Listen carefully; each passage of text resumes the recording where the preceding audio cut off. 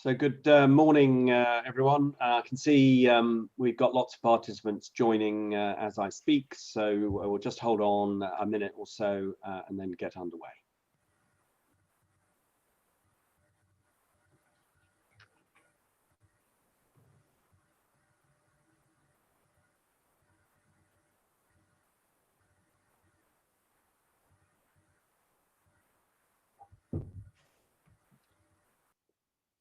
Good morning to those who've just joined. We're just holding on a few seconds whilst participants join, and then we'll be straight underway within a minute or so. Thank you.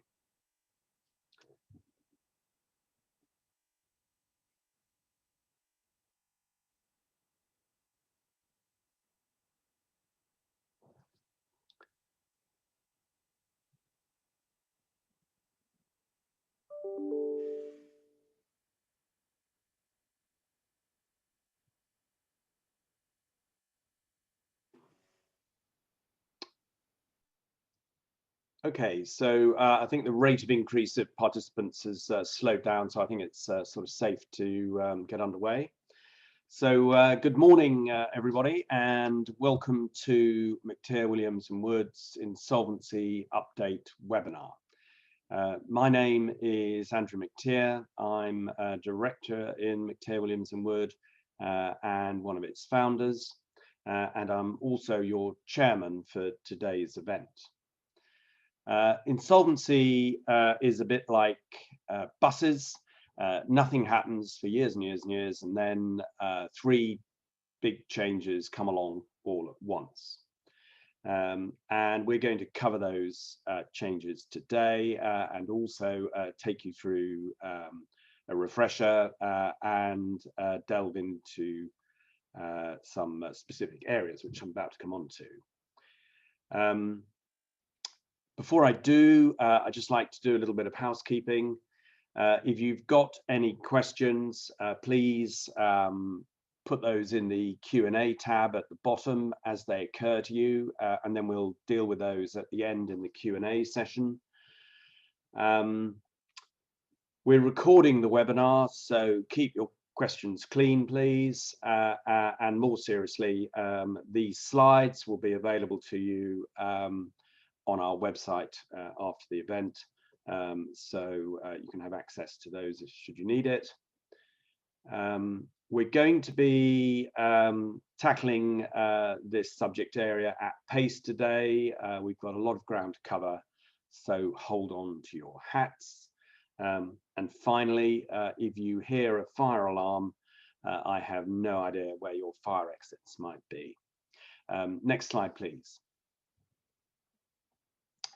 So our agenda today, after a brief introduction from me, is an insolvency update from Hayley Watson, and then a refresher on all things business rescue and insolvency from Robin Maynell. Then top tips for directors from Hayley, then how to buy a business from an IP from Robin, then how to keep lenders on side from Phil Bailey, and then back to all of us for a Q&A. Hopefully we will get to the Q&A on the strike of 12 noon. So for those of you that need to get away and can't wait for that, that's what we're hoping to do, and then the Q&A will run on. When we've run this event previously, it's about sort of quarter of an hour or so of Q&A if you want to plan your day. Next slide, please. So this is a slide that we keep. It's our marketplace, if you like. That is the blue line, which is corporate insolvencies in East Anglia. It runs from Q1 2008 to Q3 2020. And you can see that in the global financial crisis in 2008, insolvencies spiked, then glided down, or then came down quite sharply, then glided down, then tracked sideways from about 2015, and then a little bit volatile, but I would say sideways until the deepest recession for 300 years, according to the Bank of England, when corporate insolvencies halved. The red line is a national corporate insolvencies. So that's a smoother line, sample size is bigger, so less volatility.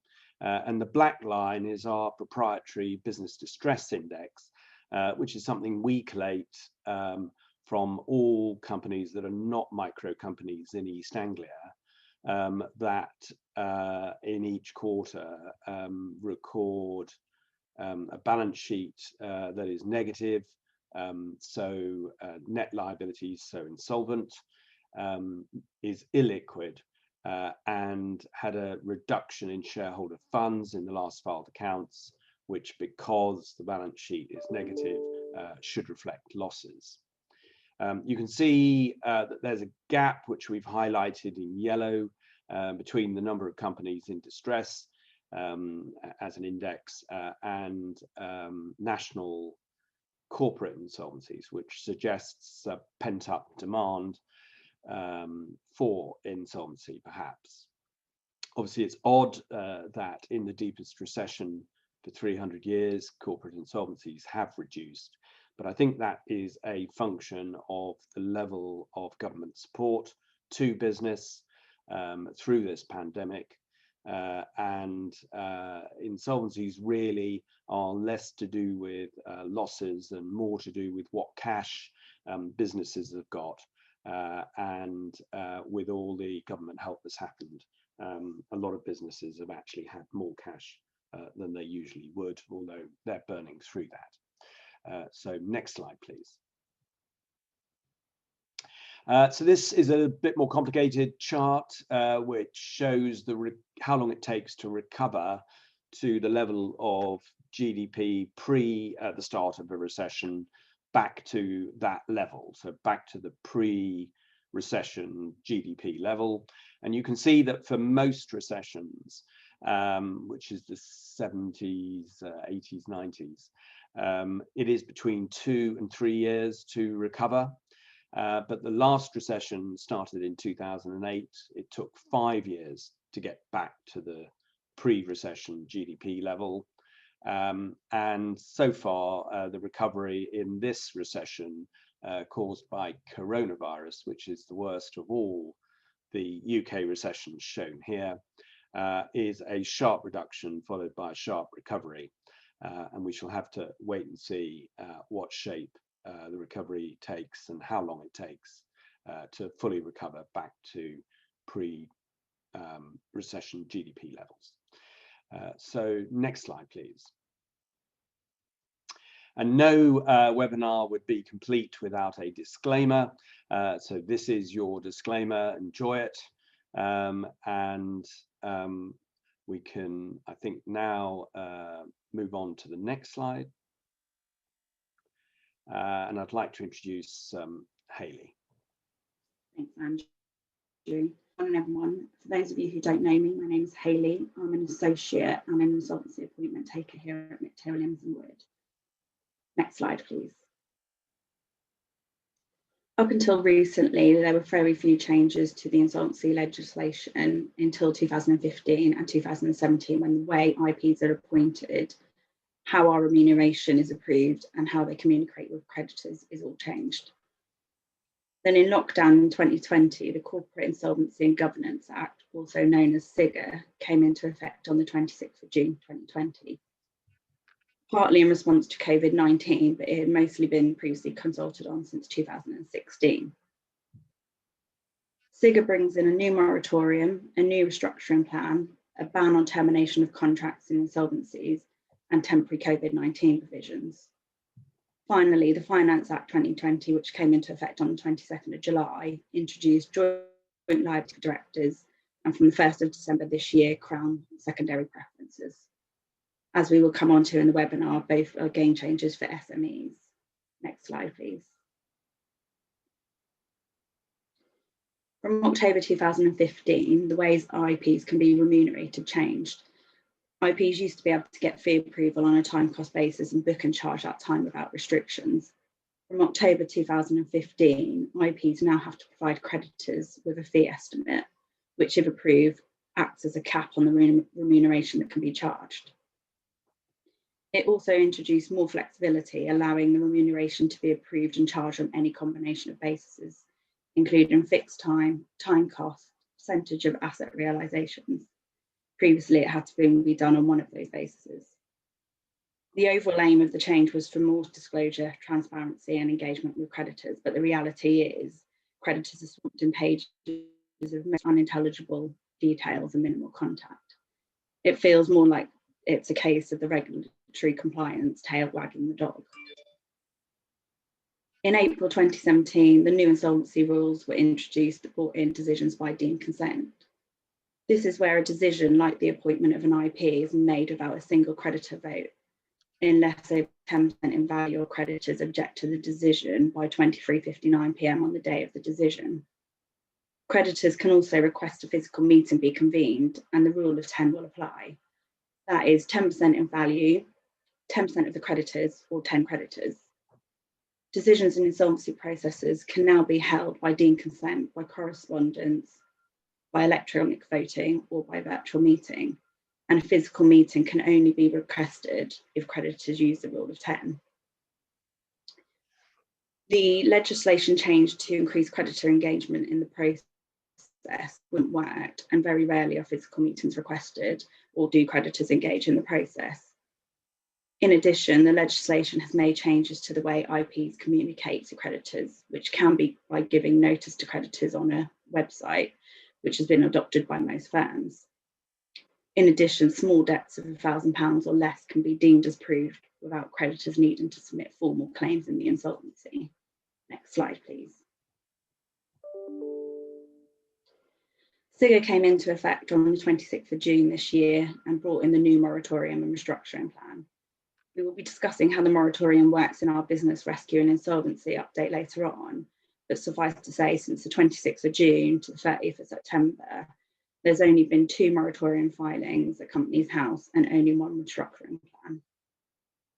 That's because company rescue is rare outside of CVAs, which mostly don't need the protection of a moratorium. We have only listened to in 20 years. However, we can see that a moratorium could be useful for SMEs, if new investors or new finance is promised, where a bit of time is required to get the deal over the line. It is also likely that large companies will use the moratorium in conjunction with the new restructuring plan, which I'm now going to talk about. Next slide, please. The restructuring plan is a variation of the existing scheme of arrangement and is similar to Chapter 11 in the USA, involving multiple court hearings. No one thinks it will be used by SMEs as it is too complex and it's expensive compared to a CVA process. In a restructuring plan, 75% of creditors by value in each class has to approve the plan. Next slide, please. A restructuring plan can bind secure creditors and the court can impose the plan on dissenting creditors, but it's only likely to do this plan to creditors a better outcome than an alternative insolvency procedure. And Virgin Atlantic was the first company to use it. Next slide, please. SIGA also introduced a ban on the use of termination clauses in insolvency, which extends the existing requirements to continue supplies by key suppliers like utilities and internet services. This extends to all supplies and, just as importantly, prevents them from amending contractual terms and pricing. We don't generally see this as an issue, as on many insolvencies, no trading occurs, and suppliers are more than happy to supply, knowing that they are contracting with a regulated professional. However, it will be helpful post-appointment for suppliers where tariffs used to roughly double.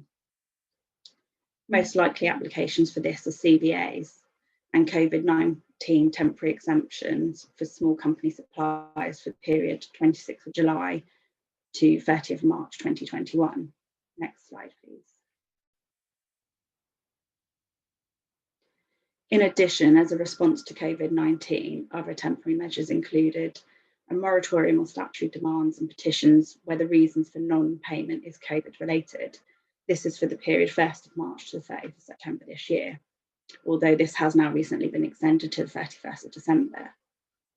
Landlords are also prohibited from forfeiting leases until the 31st of December this year, and there was also a suspension of wrongful trading claims between 1st of March to 30th of September this year. Wrongful trading is often raised with directors as a risk area pre-appointment, but in practice is an extremely difficult claim to pursue, and whilst it caught the headlines, for all practical purposes, it was a bit of a non-event. Next slide, please. With much wider potential application and largely under the radar, the Finance Act 2020 introduced directors' liability, joint liability for tax abuse with effect from the 22nd of July. This places serial phoenixism firmly along tax evasion. A joint liability notice can be issued when 3 companies are subject to insolvency processes in a 5-year period, and the new company is carrying on the same or similar trade as at least 2 of the old companies. At least one of the old companies had a tax liability of more than £10,000 and was more than 50% of the total liabilities, and the relevant individual directors and shareholders are concerned in the management of the company. It covers unpaid and future taxes of the new company for 5 years from issue and unpaid taxes of the old company.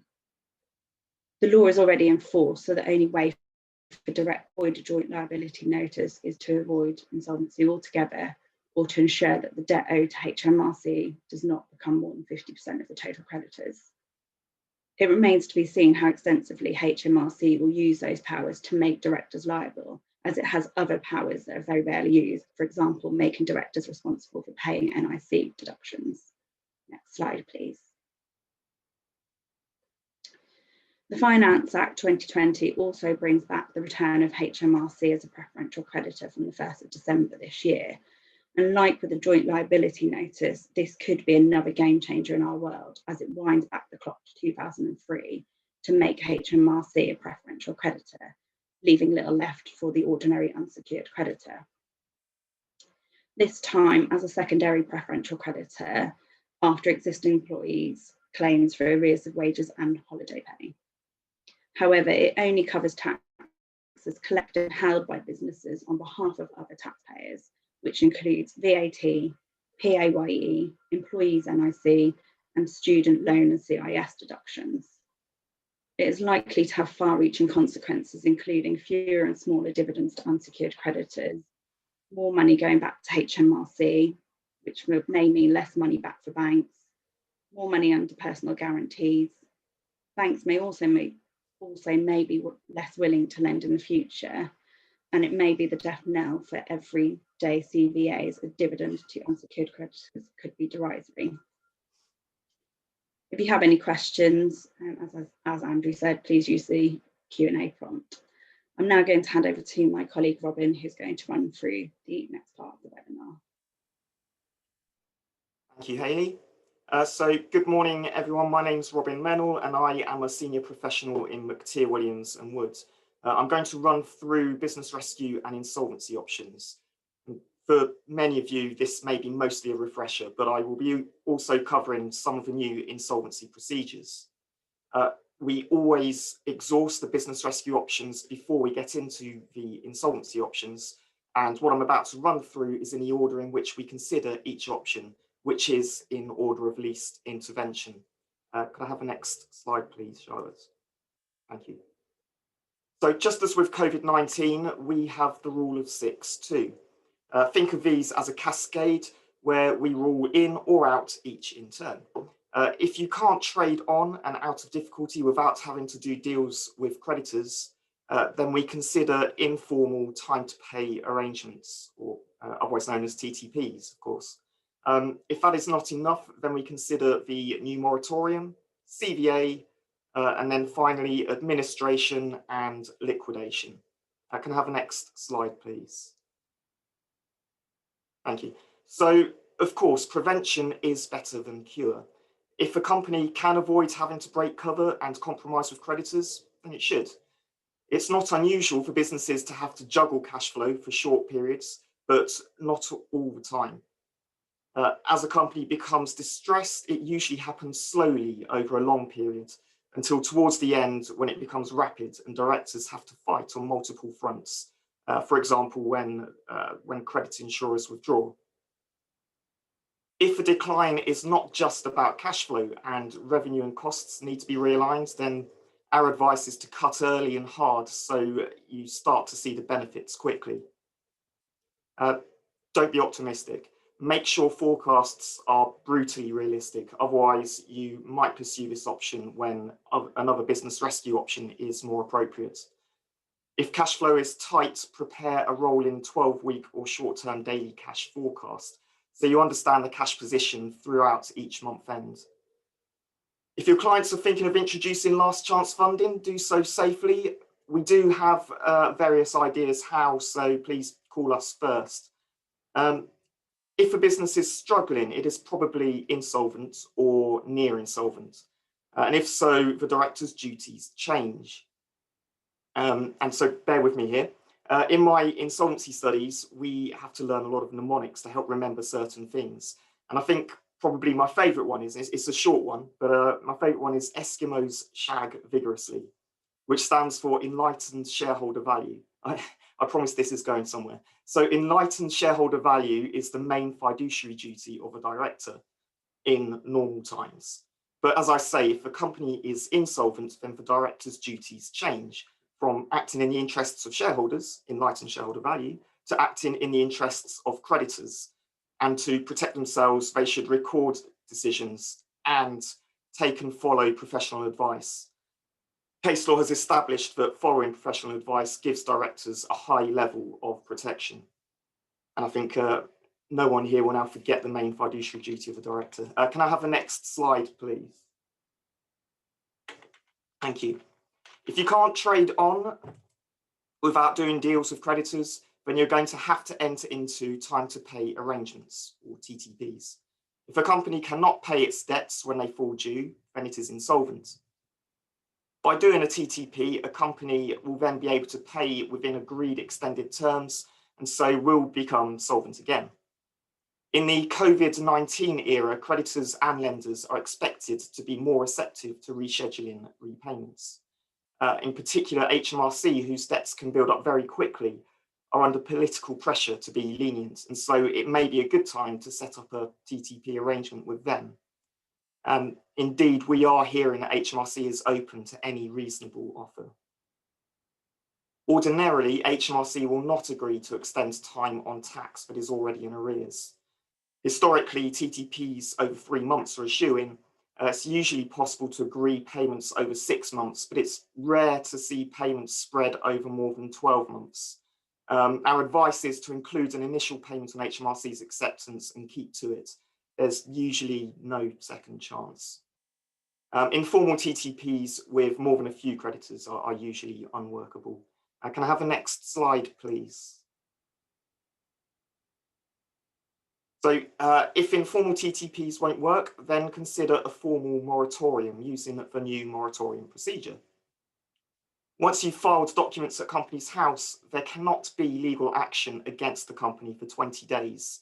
This can be extended by creditors or the court for up to 12 months, which sounds great, but it can only be used when cash flow is so bad that the company is unable or near unable to pay its debts as they fall due, but not so bad that an IP thinks the company cannot be rescued or pay all its finance commitments and credit incurred during the moratorium. We think those circumstances will be few and far between. Also, if the IP ceases to think that, then he or she has to bring a moratorium to an end. For SMEs, it is most likely to be used in conjunction with a company voluntary arrangement, CVA, which we'll cover in the next slide. Or the new moratorium may be used to buy time to get a refinance offer over the line. Next slide, please. Thank you. If a moratorium won't work, then maybe a company voluntary arrangement, a CVA, could. CVAs were introduced in 2003 and got off to a slow start. But with the decline in the high street and now COVID-19, most national retailers and casual dining businesses are either in or are thinking about entering a CVA, as they can be used to walk away from unprofitable outlets and reduce rents. CVAs can be used if a company just needs time for something to happen. So, for example, a contractual receipt to sell an asset, refinance, or to win litigation. But it needs time for something to happen to enable creditors to be paid in full or in part. More typically, a CVA is used to allow a company to restructure and make voluntary contributions over 5 years. They are used to wind down a business. However, there is the requirement to get the necessary 75% by value approval of creditors. To get this, the CVA will need to offer them something significantly better than administration or liquidation. So typically 30p to 40p in the pounds compared to a few pence in liquidation. And finally on this, a word of warning, most CVAs do fail because most are based on voluntary contributions over 5 years. And of course, over that period of time, well, things do change. Can I have the next slide, please? Thank you. If a CVA won't work, then maybe an administration could. In 2003, administrations became mainstream when banks could no longer appoint administrative receivers under new debentures. The major advantage over liquidation is that administration creates a moratorium, stopping creditors from taking enforcement, which can assist to sell a business and assets as a going concern. Most administration appointments are made by a company's board of directors, but a lender with a floating charge has a 5-day window to veto the director's choice of insolvency practitioner and to appoint their own choice of IP. In 2003, no one had heard of a pre-pack administration, but they quickly came to the fore, and even today, the majority of administrations are pre-packs. A pre-pack is where the sale of a business and assets is negotiated prior to the administration and completed soon after. Over the years, pre-packs have got a bad name, seen as cosy deals made behind closed doors, and as such, these have increasingly been getting more and more regulated, to the point that today there has to be open marketing and detailed disclosure to creditors soon after the deal is done. Pre-packs are currently under review again, and the government has said that it will legislate so that all pre-packs have to be independently scrutinised from the 1st of April 2021 next year. Administration hardly ever ends in a company rescue, which is the primary statutory purpose of this formal procedure. Administrations generally end by the administrator moving the company to dissolution or to liquidation. Next slide, please. If administration won't work, then that leaves liquidation. Liquidations followed the introduction of limited liability companies in 1844. Liquidation is used when a company has reached the end of the road. A solvent liquidation, also known as a members' voluntary liquidation, or MVL, pays a surplus to shareholders, taxed as capital gains rather than as income. An insolvent liquidation can be a creditor's voluntary liquidation, abbreviated to CVL, which is a procedure initiated by the directors and approved by the shareholders. Or it can be a compulsory liquidation, which is made by a court order. The compulsory liquidation process takes 2 to 3 months. It's quite costly, and it results in a civil servant known as the official receiver being appointed. Directors will always opt for a CVL because it's quicker and they get to choose the IP. A run of case law in Europe and the UK has turned business rescue on its head. The Insolvency Act positions administration as a company or business rescue procedure, but case law has determined that 2P applies to all administrator sales, so that all employee liabilities transfer to a purchaser. That same case law has determined that 2P does not apply to business and asset sales by a liquidator. For most SMEs, whether employee liabilities transfer will make or break a sale as a going concern. Also in a CVL, all the regulation around pre-packs does not apply. And if you follow the right procedures, a director's successor company can continue to use the same name. So whilst liquidation is the last insolvency option, it is by no means the least. And on that, I'm now going to pass over, or back over to my colleague Hayley. Thanks, Robin. So at McTear Williams Woods, we have approximately 150 new insolvency appointments a year, and through those we see all sorts of directors' conduct, some of which will be very good and some which are very bad. And through that experience, we've identified the top 10 things that a director can do to avoid the worst pitfalls, and I'm going to just briefly talk you through some of these. Next slide, please. As Robert mentioned earlier, to enable directors to be able to make informed decisions, directors need to know the current financial position, and actually what information is required varies depending on the size and complexity of the business. But at a minimum, they should have up-to-date accounts and be able to see that they have enough cash flow for the foreseeable future. If the cash flow looks tight, we would always recommend that a 12-week rolling cash flow forecast is prepared. Directors should always have a plan B and be realistic about it. They need to know where they want the business to go, and ideally they should have integrated profit and loss, balance sheet and cash flow forecasts covering the year ahead. And those forecasts should be flexed so that at a minimum, directors have a base forecast that they can be confident can be achieved, and a more ambitious cash flow that can act as a target. If that 12-week rolling forecast or the long-term forecast show that the business is running out of money, then they should seek professional advice early and follow that advice. In the world of Lever case, it was found that as the directors had taken and followed professional advice, that they had acted properly. We are always happy to provide free initial advice to advisors on both named and unnamed bases.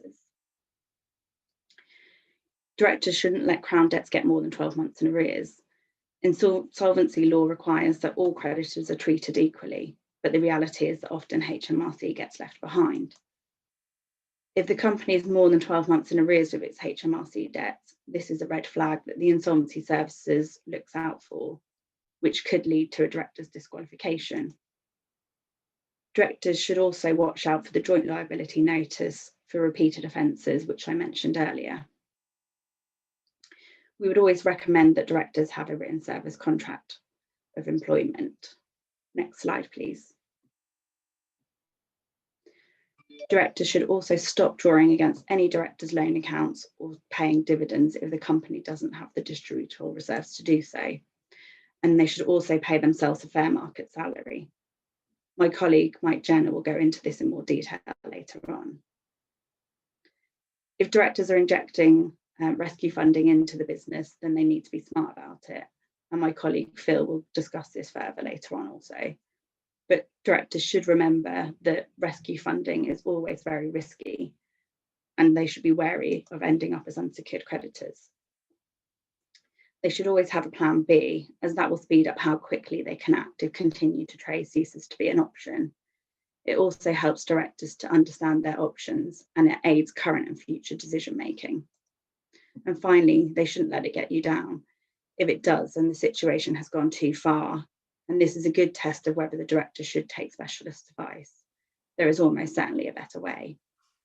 I'm now going to hand you back over to Robin. Thank you, Hayley. Oh, sorry, I thought I was muted then. Thanks, Hayley, and hello again to everyone.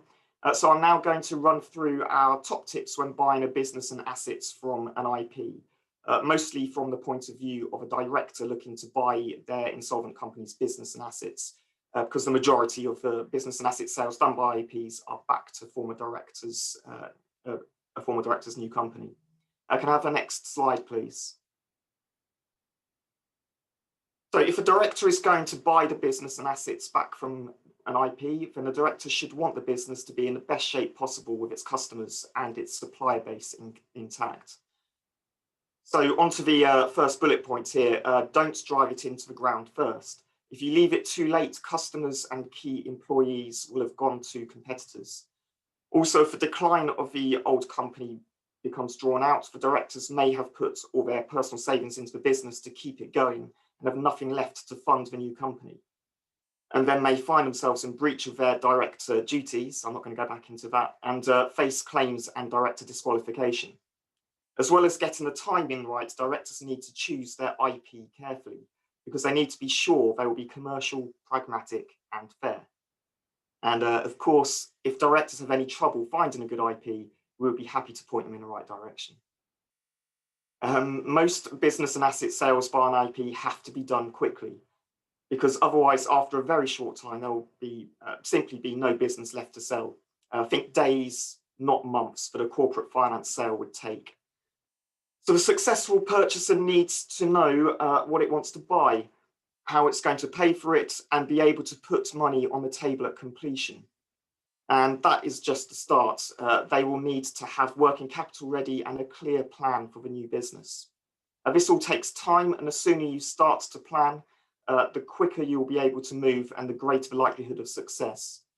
When buying a business and assets, the IP will give no warranties other than that he or she has been appointed and has the power to sell such right, interest and title that the company has in the business and assets. Caveat emptor applies, let the buyer beware. In the COVID-19 era, the timing of the insolvency appointment and business and asset sale is more critical than ever. If they can, we are seeing directors delaying that process because whilst sales are well down, they don't want to saddle their new company with the overheads, although this runs a greater risk of breach of director duties. Other directors are looking to buy the assets and mothballing the business until we get to the other side, whenever that may be. Can I have the next slide, please? When you are negotiating with an IP, it's all about the art of the possible. You shouldn't make an offer you cannot deliver, but ideally you should ensure some cash is paid on completion equivalent to the ex situ auction value of tangible assets. You should be paying some premium over the ex situ value of the assets and or for goodwill. This varies a lot depending on the business, but will typically be 50% above ex situ values. You should negotiate to pay for stock and work in progress as it is used, or pay up front at a substantial discount, which can produce a super profit in year one. One thing which often gets missed is to offer to collect in book debts for, say, a 15% commission of realizations. And because you know the customers and you will be wanting to deal with them anyway, if buying a business assets, be wary of buying from an administrator. Insist on the insolvency process being a liquidation so you can avoid 2P liabilities. In a recent CVL that I was involved in, the employee liabilities were around £150,000, which would have saddled Newco with a very unattractive burden to start with if it had to take on that liability. It's worth bearing in mind that this is often not at all a bad outcome for the employees either. The employees often actually want to be made redundant as they will get a substantial payment from the redundancy payment service, and it could be the very next day, can sign up to a new job with Newco on usually the same terms. As an example, an employee with 10 years service paid at or above the statutory limit of £538 per week will typically receive a lump sum of over £13,000. Suppliers will be very wary. Don't expect credit for the first few months, and Newco will have to provide sweeteners to secure future supplies, often paying a slight premium over list prices, at least for a period. Most major banks won't provide bank accounts or facilities to Phoenix companies. Phoenix companies, of course, being companies that have purchased the business and assets from an insolvent company with the same directors. So do your research ahead. And that's me done. I'm now going to pass over to my colleague, Mike Jenner. Thank you, Robin. Good morning, everybody. My name is Mike Jenner. I'm an Associate Director of McTear Williams Woods, operating out of our London office. One of the most prevalent issues that we see arising from corporate insolvencies is the situation with unlawful dividends. Of the some 300 cases that we currently have open at the moment, a fair percentage of those are cases where we are having to look at situations where a director has paid dividends unlawfully and which the liquidator is duty bound to recover.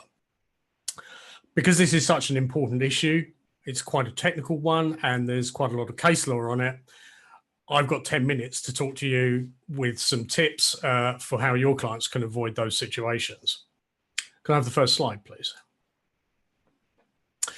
So we all know that most SMEs tend to pay direct to shareholders a salary up to the national insurance level, and the rest is supplemented by dividends. And this is perfectly fine as long as the company has distributable reserves. The problem starts in the event of liquidation, and the problem is twofold. Firstly, if any unlawful dividends have actually been paid, they may have to be overturned by the liquidator and returned to the company by an action under Section 847 of the Companies Act 2006. Additionally, if a director's loan account has been reduced or expunged by dividends which are considered to be unlawful, in other words, were in excess of distributable reserves, then unfortunately those dividends will have to be overturned, reversed, and the loan account will then become a liability of the director, which he has to repay to the company. And HMRC in particular as a creditor have in recent years been very, very hot on pushing liquidators to pursue these sort of claims. It's very important to remember that dividends cannot retrospectively be reclassified as remuneration. There's well-settled case law on that. And unlike actions for wrongful trading, which liquidators seem to habitually lose, actions in relation to unlawful dividends almost always seem to go in the favour of the office holder, which sets the bar even higher for those people who are trying to argue against the claim under 847. And because it can't be retrospectively reclassified, it does mean that if a director is forced to restore all the dividends he's taken, the unlawful element of the dividends that he's taken, effectively he is giving back his salary. He just sees it as salary, but if the company's classified it as dividends, they are dividends. So even if it means he's effectively not been remunerated for that period of time, unfortunately, that is just tough luck. So we want to try and avoid that as much as possible.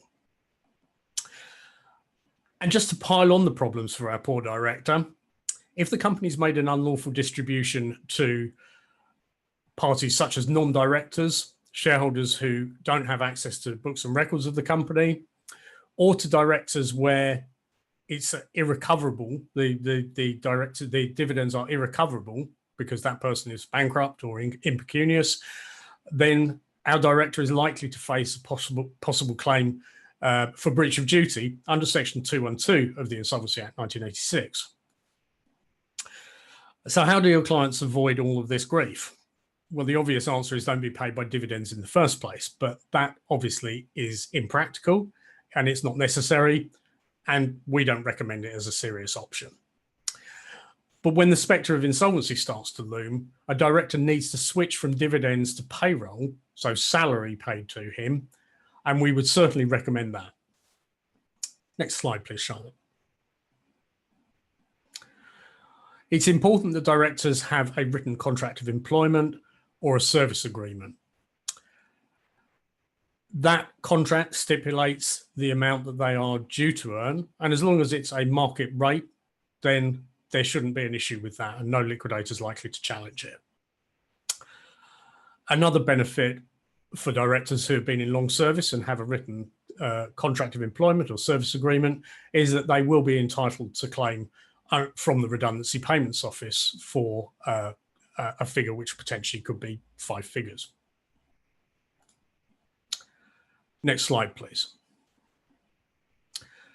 It's very important to ensure that expenses are reimbursed to the director or posted against the DLA on a regular basis, and to avoid the DLA accumulating by ensuring that interim dividends that the company can legally pay or declare are posted against the DLA on a regular basis. But remember, interim dividends have no legal standing until paid or posted in the company's records. And the director needs to keep on top of the company's financial situation and switch to payroll immediately there is an issue. Even if that's only a temporary blip, there's no reason why he can't swap back to being paid through dividends at a later stage if the company is able to trade out of its difficulties. If a director's paid any creditors under the terms of a personal guarantee that's been given, then these payments can also be set against the DLA. One thing that's crucial to remember is that even if there are distributable reserves sufficient to pay a dividend, a director still has an obligation to act in the interests of creditors and consider the effect of the payment of the dividend in relation to the company's cash reserves and the company's ability to pay creditors. And just following on from what Robin said, I'd just like to clarify that that's all creditors and not just Eskimos. A quick word about coronavirus.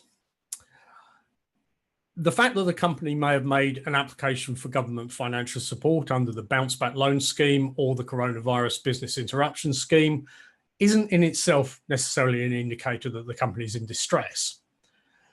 But we all know that COVID-19 is unpredictable, and also we have no idea what the government initiatives are going to be and how that's going to affect trading activities.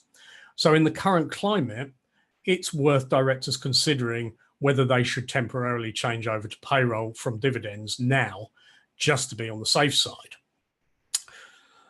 Hayley mentioned earlier about the Corporate Insolvency Governance Act that's recently been passed, and it relaxes various claims that a liquidator can bring, chiefly wrongful trading under Section 214 of the Insolvency Act. But SIGA does not relax the claims for unlawful dividends. As I said, this was a very, very speedy run through of what is quite a complicated topic and something that probably could have an entire webinar devoted to it. And it's possible we might do one of those in due course. In the meantime, we did send out an e-shot in April of this year with a little bit more information about unlawful dividends. That's still available on our website. I'm now going to hand you to Phil Bailey. Thank you, Mike. Good morning. My name is Phil Bailey. I joined McTear Williams Woods in September of this year, following a 28-year career with Barclays. In the last 10 years, I've headed up a recoveries team, and I've also worked as a turnaround director, helping SME companies avoid going into recoveries in the first place.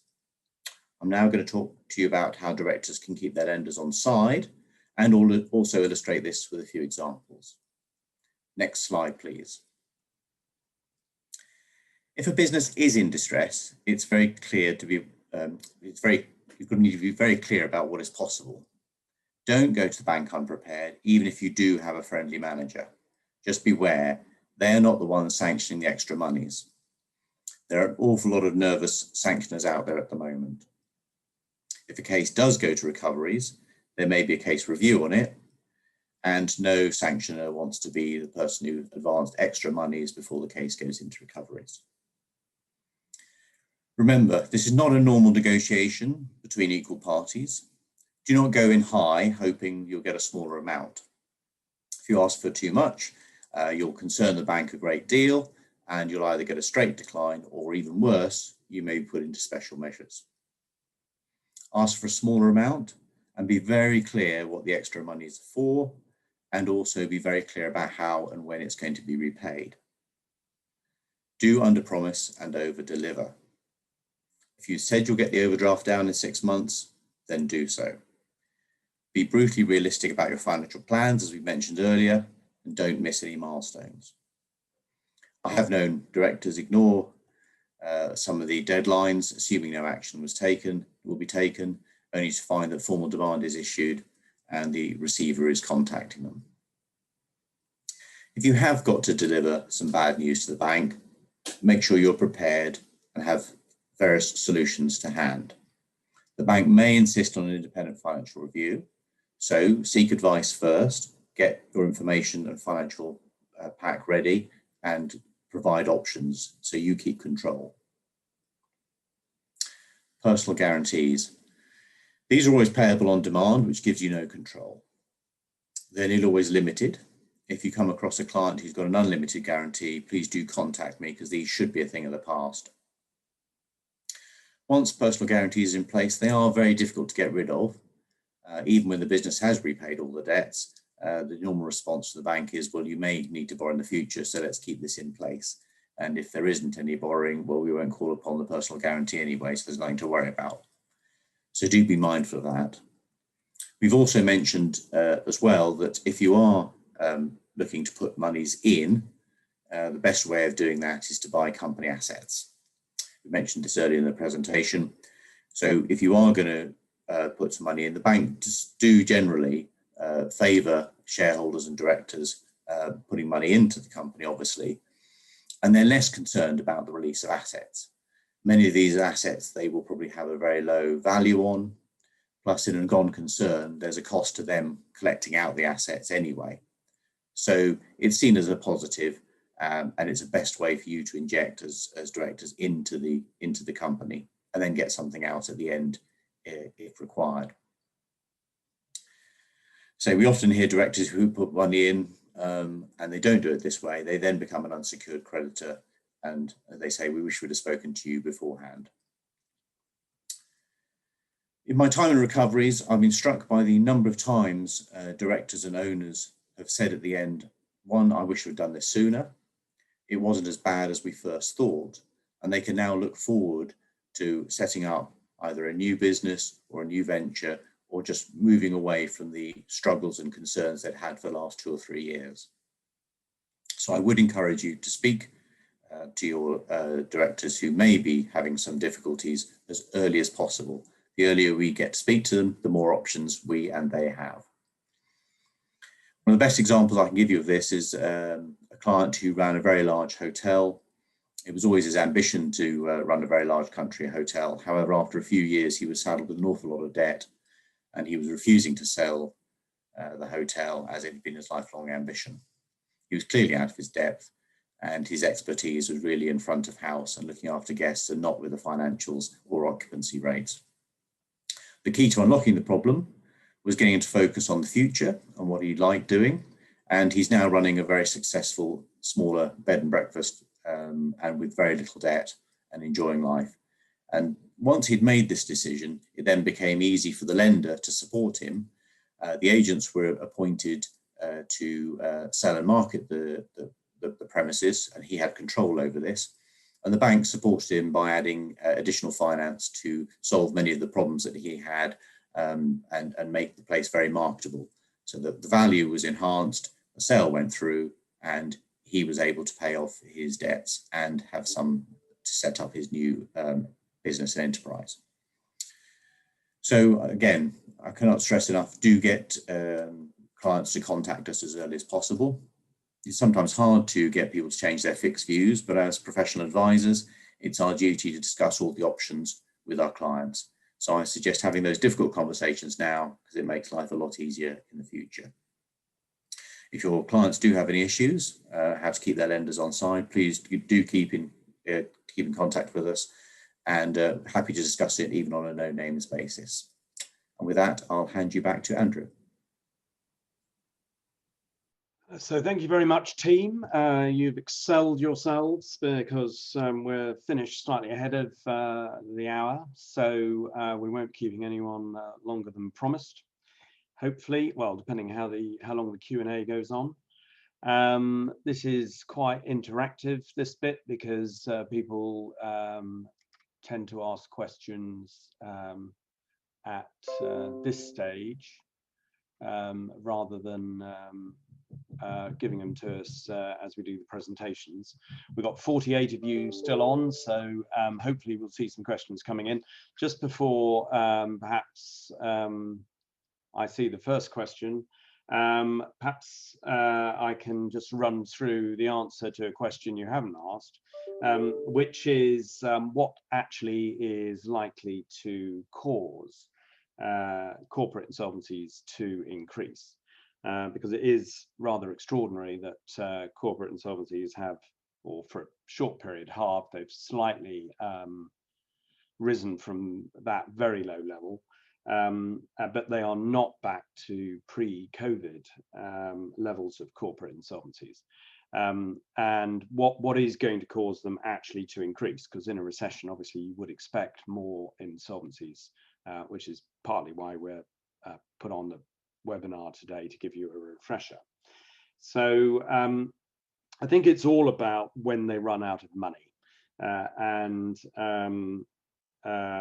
making a decision to talk to an insolvency practitioner and making a decision for your company to go into an insolvency process is obviously a difficult one, and is not one that people are going to take lightly, and not one they're going to take sooner than they feel they really have to. And so effectively they really have to when they can see that they're not going to be able to pay the wages coming up. And that pretty much is the trigger.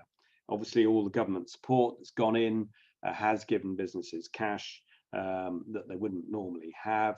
And whilst they're burning through that, they're going to hold on as long as they can.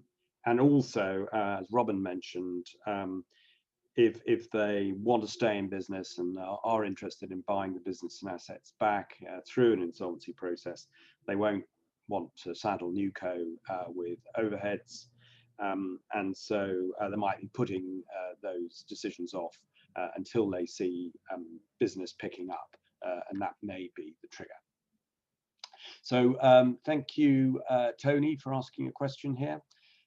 You've given much advice to directors of struggling businesses. Do you have any tips for directors who are trading with struggling businesses? How can a director protect their company from customers who are failing to pay? So on that, good credit control obviously is the order of the day. If there are specific concerns, then you could ask the directors for a personal guarantee. Of course, we've just been advising that directors shouldn't give those unless they really, really have to. And probably, be close to your customer and be in a position to predict if they're likely to go bust or not. And obviously, if that is your prediction, then be very wary about extending credit. The other thing obviously you can do is insist they pay some existing debt before you sell anything else to them, so at least the position doesn't get any worse. So that's sort of off the top of my head. Do any of the other panelists want to add to that? I'll take that as a no. You're all muted anyway, so or the ones I can see on my screen anyway. So Ken, thank you for your question. If banks won't provide accounts for new companies, whether Phoenixes or not, what other options are there? So I think our comment about banks not providing accounts is specific to Phoenix businesses or mostly through corporate vehicles. And so we're not suggesting banks are closed to business generally, although I think in the COVID era, I think it is right that some banks are declining to take on new customers because they're concentrating their efforts on their existing customers. But I imagine that position will change fairly quickly, perhaps once all the civil applications have been processed. But what other options are there? There are banks that will provide bank accounts. We know who they are, and if you are having trouble opening an account for a Phoenix business, get in touch and we'll point you in the right direction. So that's an answer there. Any more questions? I don't know if you can see the questions the same way I can, so you can probably see there aren't if you can. So one thing perhaps I will just sort of touch on is the need for open marketing prior to a pre-pack sale of a business and assets. That is specifically a sale by an administrator. So even where a liquidator is markets a business and assets, or the directors do in the run up to a liquidation, if the business and asset sale is done by a liquidator post appointment, then that is not a pre-pack sale, and all the regulatory stuff that goes with pre-packs doesn't apply. That's only where it's administration. Reason for that is liquidation is in the public domain prior to the appointment being made, whereas administration isn't.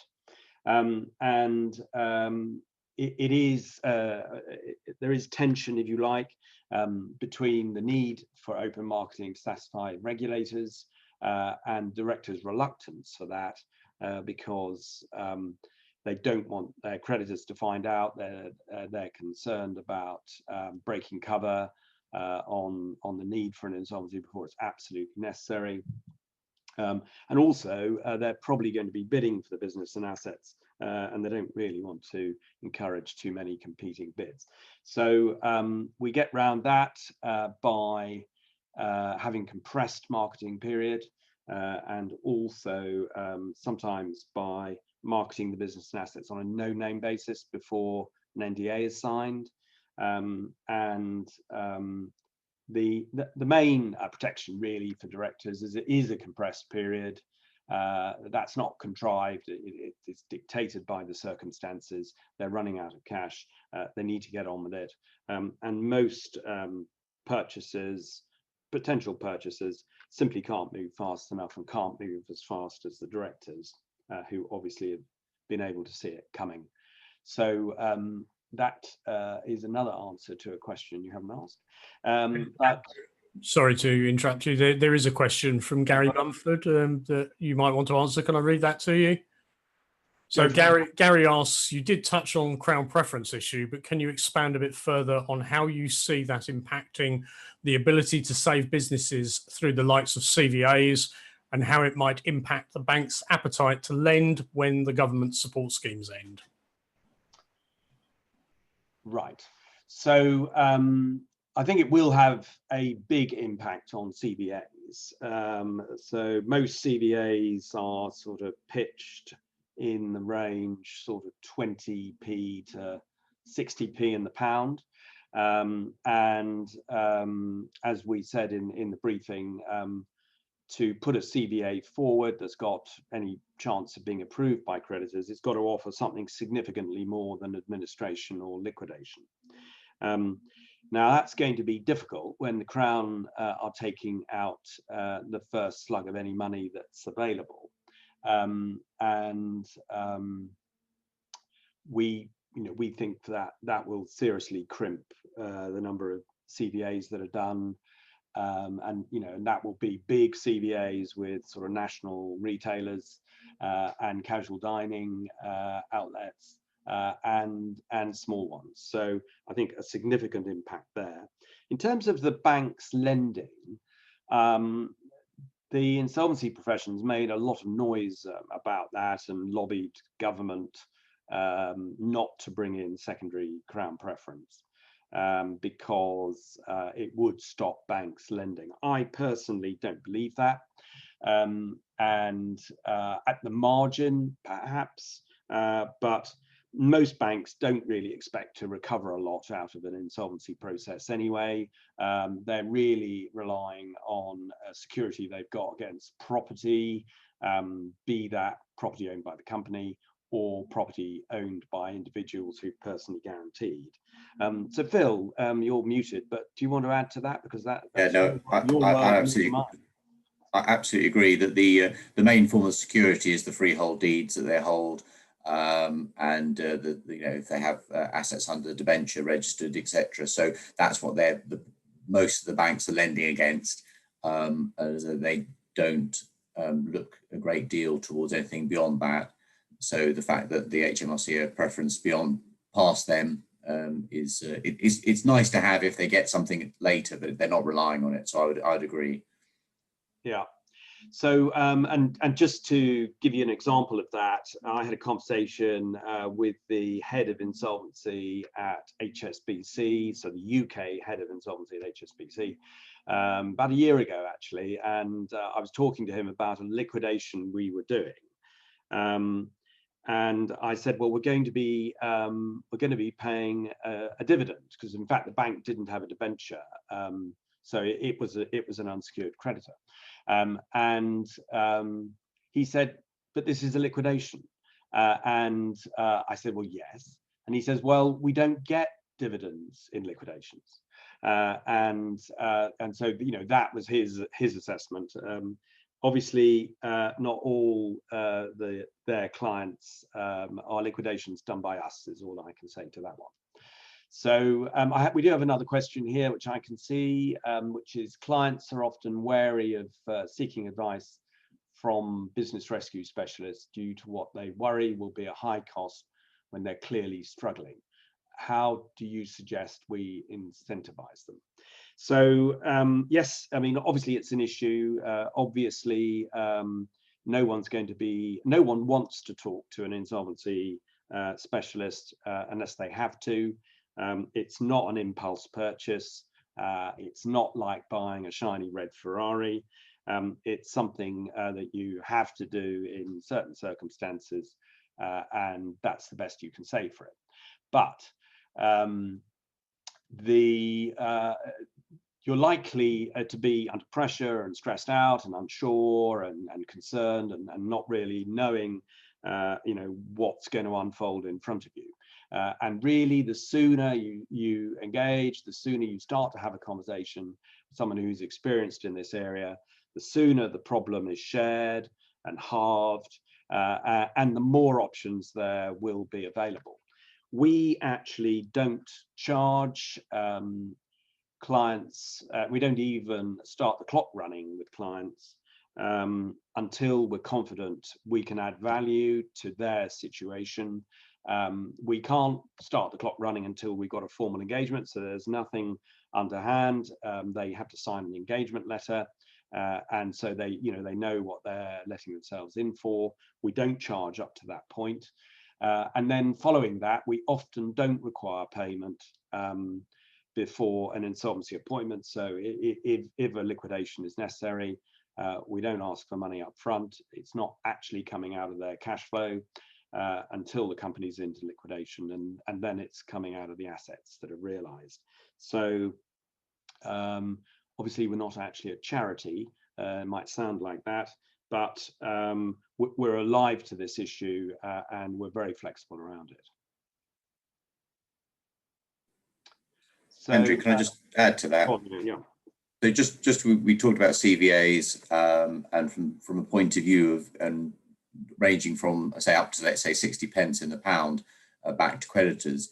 So if you look at the company's position, if all the creditors agree to that, the amount that the company effectively is saving over the next 5 years, and obviously having a moratorium on all their creditors, far outweigh any costs involved in setting that up. So that might be an incentive for customers or clients to talk to us about that, because if they're getting a huge reduction in the creditor pressure, it's going to far outweigh the cost of setting the scheme up. Yeah, and I think the other thing directors probably ought to be sort of aware of is not to let things drag on and into a situation where they're breaching all their director duties, because that can come back to bite them. It's understandable that they, in this COVID era, that they won't want to make knee-jerk decisions, and they don't want to start considering insolvency before they really have to, and they don't want to saddle their new company, if that's what they're planning, with overheads while turnover's down. But they do, there's a trade-off there between not running foul of all sorts of areas of the law and trying to sort of tee things up for the future as they see it. But the other thing is potentially in a lot of companies, directors are major creditors themselves. They've put money in the past. So actually, if they can see their company is going to go into an insolvency, perhaps get on with it before the 1st of December. We had that conversation with someone the other day, and their timing of liquidation is going to be dictated by the Crown preference coming in. And the other thing is, really don't let the Crown liabilities roar away and get above 50%, because that if you have any other failures in the future, is going to set you up for a problem. So there are sort of lots of reasons really not to drag it out, but I can see there are some reasons to drag it out too. So it's a balance, but talk to us. We'll give it to you as we see it and give you all the options. And we don't rush people into insolvencies. It is a big deal, and we'll only do it if we're confident it's the best option for them. All right, thank you very much. That's nice. Someone said really helpful. Thank you. So I think we haven't got any more questions at the moment. This is your last moment for questions. Thank you very much to the 38 people who've stayed on, and thank you for joining us today. We look forward to catching up with you all when we're at the other side of this lockdown and hopefully the other side of COVID going into next year. We do have a short survey, and we're always keen to get feedback and improve. So if you could just stay on and complete that. It's a little bit of a mystery how quickly that comes up on your screens, but hopefully you'll get it, and we'll respond to feedback. So thank you very much for attending. Thank you to my team for delivering this, and have a good day and a good weekend coming up. Thank you.